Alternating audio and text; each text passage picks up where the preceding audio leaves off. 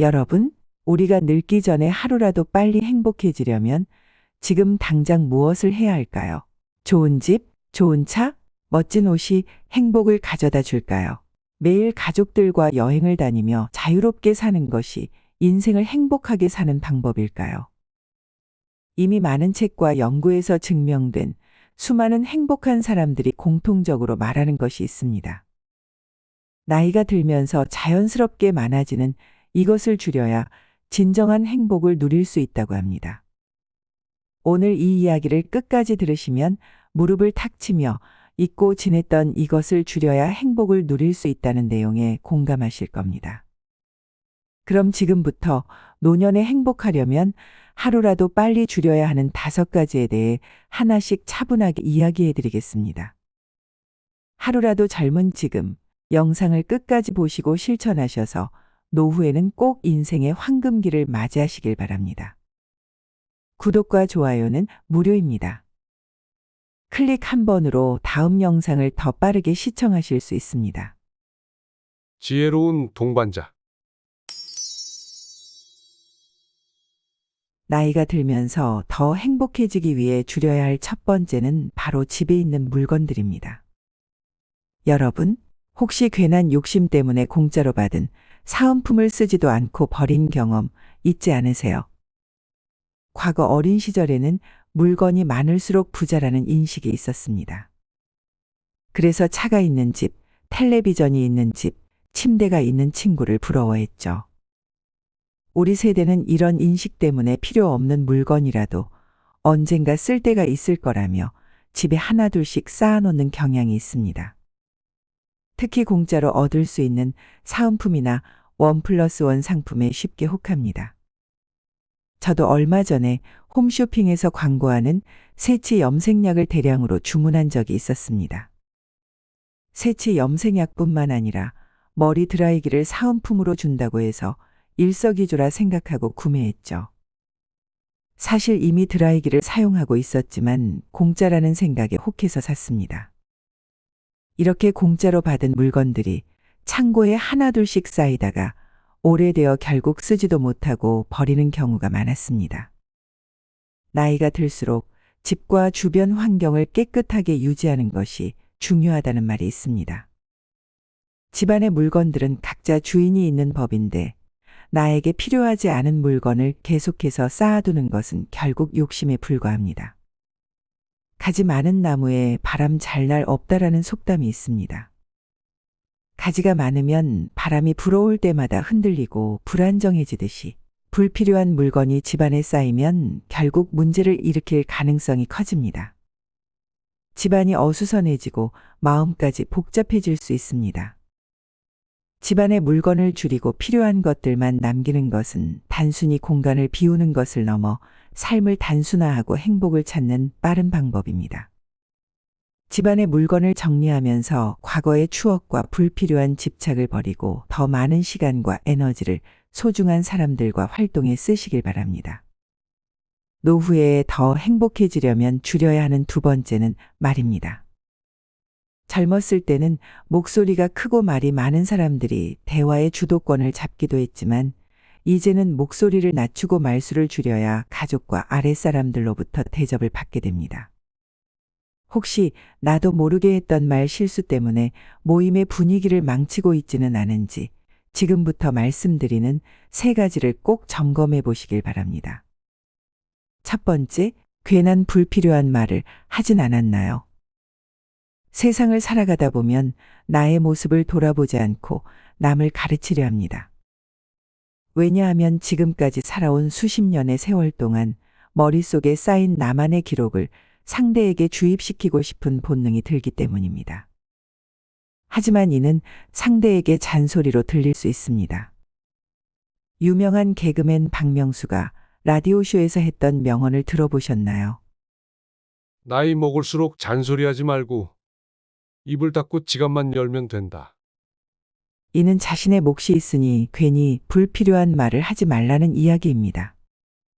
말 대신 박수를 많이 쳐주고 웃어주는 것이 환영받는 비결입니다. 2번째, 남 이야기를 쉽게 꺼내지는 않나요? 험담은 중독성이 있어서 더 심하고 자극적으로 욕하는 것에 맞들리게 됩니다. 하지만 말은 항상 내 입에서 나오면 다시 나에게 돌아오게 되어 있습니다. 주변 사람들은 험담하는 이야기가 처음엔 재밌을지 몰라도 남 이야기를 하는 사람 역시 미워 보이게 됩니다. 왜냐하면 이 사람은 언젠가 내 욕도 할 수 있다고 무의식적으로 생각하기 때문입니다. 상대방 욕을 하는 사람은 현재 만족하지 못하고 뭔가 인생에 불만이 있다는 뜻입니다. 우리 어릴 때처럼 순수하게 상대의 하소연을 있는 그대로 들어주는 사람은 없습니다. 인생의 불만을 나누면 언젠가 그 이야기가 나의 약점이 될 수도 있습니다. 험담을 하는 것은 지금 당장 재밌을지 몰라도 언젠가 나에게 화살로 돌아와 큰 손해를 입힐 수 있으니 지금이라도 남 이야기는 꼭 멈추시길 바랍니다. 셋째, 아는 척을 하고 자랑을 일삼는다면 멈추시길 바랍니다. 주변에 보면 돈 자랑, 자식 자랑, 자기 자랑, 배우자 자랑하는 사람들이 꼭 있습니다. 자랑은 나이 들수록 외로움 때문에 습관적으로 하는 경우가 많습니다.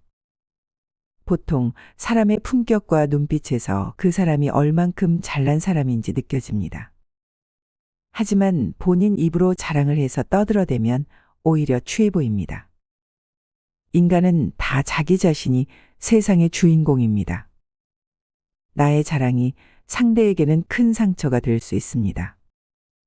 우월하다고 느끼는 잠깐의 쾌감 때문에 상대와의 관계뿐만 아니라 나에게 큰 손해로 돌아올 수 있습니다. 말 한마디 한마디가 쌓여 우리의 생각과 습관을 만듭니다. 그 결과 말로 인해 가장 큰 손해를 보는 사람은 결국 나 자신이 됩니다. 고독하게 인생을 보내고 싶지 않다면 말수를 줄이는 것이 정말 중요합니다. 세 번째는 나이 많은 친구들을 줄이세요. 가끔 나이에 비해 정말 젊게 사는 사람들이 있습니다. 건강 관리를 꾸준히 해서 70이 넘은 나이에도 근육이 젊은 사람들보다 많다거나 영어책을 수십 권 읽어 80살 100발 노인의 영어 실력에 세상을 놀라게 하는 경우가 그렇습니다. 행복한 사람과 같이 지내면 나 역시 행복해지고 우울한 사람과 계속 있으면 나도 모르게 우울이 전염됩니다. 젊고 에너지 넘치는 사람들과 같이 있다 보면 나도 모르게 건강해지는 것을 느끼는 것이 자연스럽습니다. 하지만 주변 친구들을 보면 대부분 나와 비슷한 동년배 나이 또래들입니다. 경로원이나 실버타운에서 만나는 친구들의 이야기를 들어보면 세상 돌아가는 이야기, 자식에게 물려줄 재산 이야기, 죽기 전 인생을 어떻게 보낼까에 대한 이야기가 주를 이룹니다. 이는 알게 모르게 나의 정신에 영향을 미칠 수밖에 없습니다.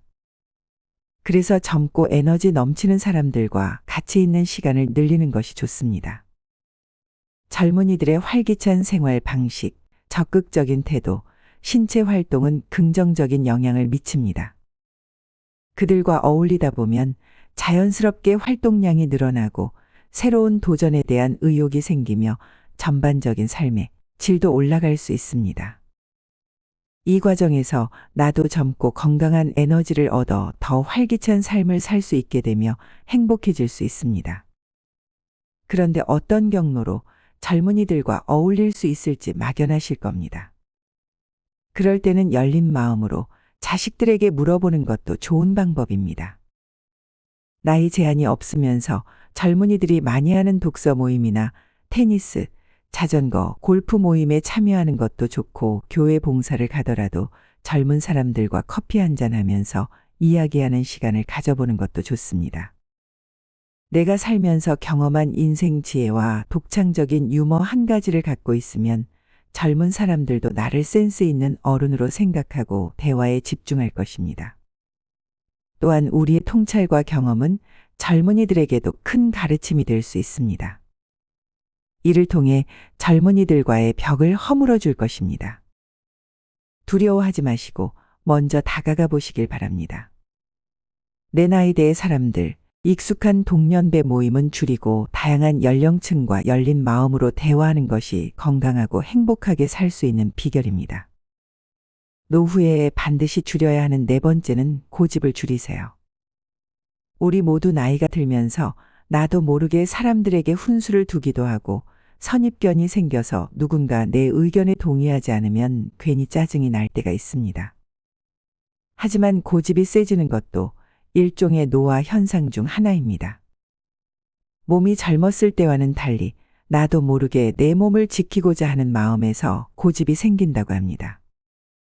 새로운 것이 나와도 두려움과 조심성이 커지고 자기 주장을 굽히지 않으며 일종의 자기 방어를 하는 것이죠. 이렇게 나이가 들면서 고집이 세지는 일은 어쩌면 자연스러운 일이지만 고집이 지나치면 오히려 큰 손해가 될 수 있습니다. 내 마음대로 통제하고 싶은데 자신의 생각이 누군가에게 받아들여지지 않을 때마다 짜증과 불만이 쌓이면 자연스럽게 스트레스를 받기 때문입니다. 하지만 지금까지 살아온 결과를 보면 세상은 내 뜻대로 되지 않는 것이 진리라는 사실입니다. 결국 스트레스를 받는 사람은 나일 테고 이 스트레스가 쌓이면 정신 건강뿐만 아니라 몸도 빨리 쇠약해질 수 있습니다. 얼마 전 자식들 집에 가서 살림살이를 자기 방식으로 강요하다가 며느리와 크게 싸운 지인이 있습니다. 좋은 의도로 자식들 집에 가서 설거지도 하고 청소도 도와줬지만 자신만의 방식으로 집을 꾸미고 살림을 살고 싶은데 간섭한다고 큰 소리가 난 것입니다.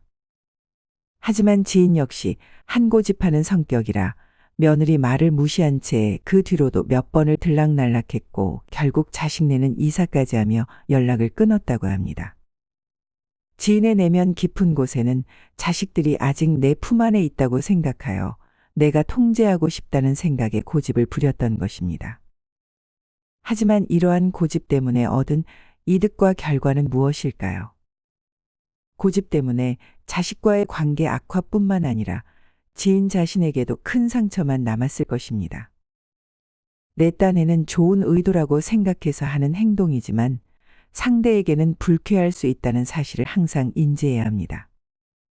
고집을 부리는 것은 지금 당장은 내 마음대로 할 수 있다는 욕구가 풀릴지 몰라도 스스로 혼자 외로운 터널로 자진해서 들어가는 것과 마찬가지입니다. 은연중에 나의 고집이 올라와 상대를 통제하고 싶은 마음이 들 때는 심호흡을 한번 하고 상대의 마음을 이해하려 노력하세요. 질문을 하고 대화를 하여 지혜롭게 대처하시길 바랍니다. 행복해지기 위한 5번째 조건은 기대를 줄이세요. 세상에는 내 뜻대로 되지 않는 일들이 참 많습니다. 때때로 살아온 인생이 억울하게 느껴져서 배우자나 자식에게 슬픔과 분노를 토로할 때가 있죠. 이럴 때 누군가가 내 마음을 알아주기를 바라지만 어쩌면 이는 지나친 욕심일지도 모릅니다. 인간은 누구나 다른 사람으로부터 인정받고 싶어 합니다. 우리는 각자가 추구하는 목표를 가지고 살아갑니다. 세상의 주인이 나 혼자라고 느끼지만 사실 모두가 같은 생각을 하고 있죠. 모두가 자신의 삶에서 주인공이 되고 싶어 합니다. 부모는 자식이 잘 되길 바라는 마음에서 기대를 하게 되고 자식은 부모가 자신을 이해해 주길 바라는 마음에서 기대를 하게 됩니다. 특히 가족이나 자식과 같이 가까운 사이는 상대가 나의 일부라고 착각하여 더 큰 기대를 품게 됩니다. 그리고 기대가 충족되지 않으면 실망과 상처 역시 기대만큼 크게 다가옵니다. 그러나 주변 사람들과 물고 뜯고 싸우고 싶어 하는 사람은 아무도 없을 것입니다.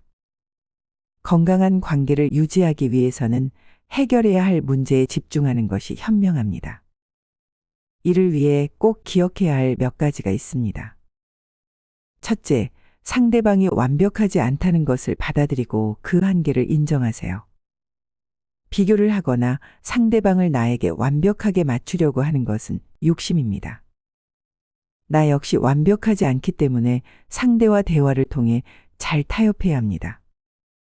만약 내가 정말 간절히 원하는 것이 있다면 그것을 글로 잘 정리해서 상대에게 진심으로 표현하는 것도 좋은 방법입니다.